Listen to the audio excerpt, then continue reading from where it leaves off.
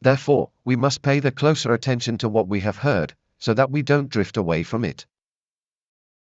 For if the message declared by angels was valid and every transgression or disobedience received a just retribution, how shall we escape if we neglect such a great salvation?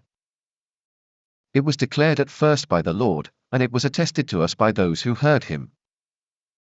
God also bore witness by signs and wonders and various miracles, as well by gifts of the Holy Spirit distributed according to God's own will. For it was not to angels that God subjected the world to come, of which we are speaking.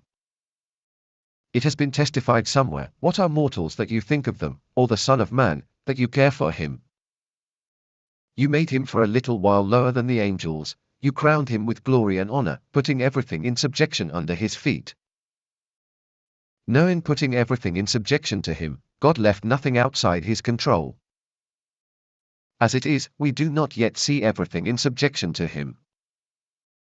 But we see Jesus, who for a little while was made lower than the angels, crowned with glory and honor because of the suffering of death, so that by the grace of God, he might taste death for everyone. For it was fitting that God, for whom and by whom all things exist, in bringing many children to glory, should make the pioneer of their salvation perfect through suffering. For the one sanctifying and those who are sanctified have all one origin. That is why he is not ashamed to call them brethren, saying, "I will proclaim your name to my people, in the midst of the congregation I will praise you." And again, "I will put my trust in him." And again, "Here am I, and the children God has given me."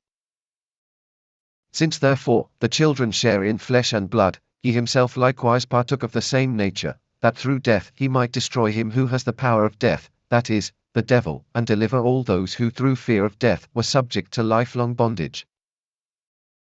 For surely it is not with angels that God is concerned, but with the descendants of Abraham.